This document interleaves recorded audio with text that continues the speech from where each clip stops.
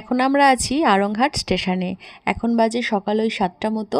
তো আমরা পৌঁছে গেছি স্টেশনে। আর আমরা আজকে যাব নৈহাটি বড় মায়ের কাছে।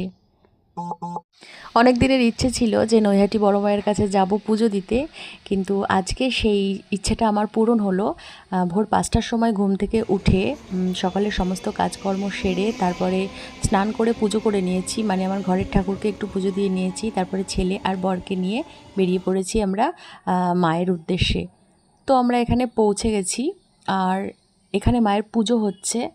এত শান্তি লাগলো এখানে এসে, মানে বলার কোনো ভাষা নেই। কেউ এখানে গিয়ে তার মানে চোখের জল পড়বে না এটা হতে পারে না।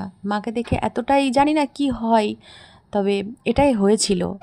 তো খুব শান্তি করে আমরা পুজো দিয়েছি।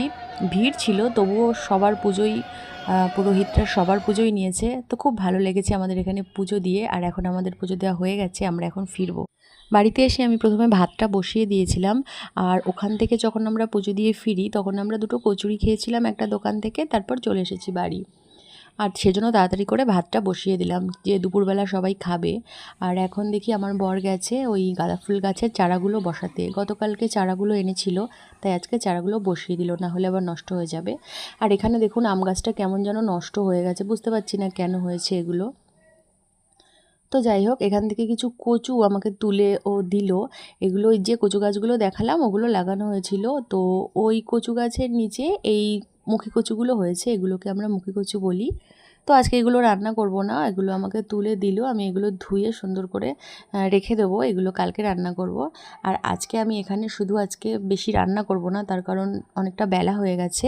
এখন পনির নিয়ে এসেছিলাম আমি আসার সময়, তো পনিরটা তরকারি করব আর ভাত করব।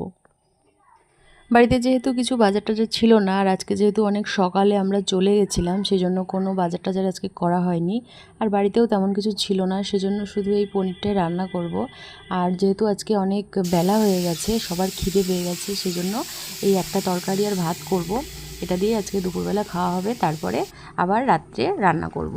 তো আজকের মতো ভিডিওটা এই পর্যন্ত। দেখা হচ্ছে একটা নতুন ভিডিওতে। ততক্ষণ সবাই সুস্থ থাকবেন, ভালো থাকবেন।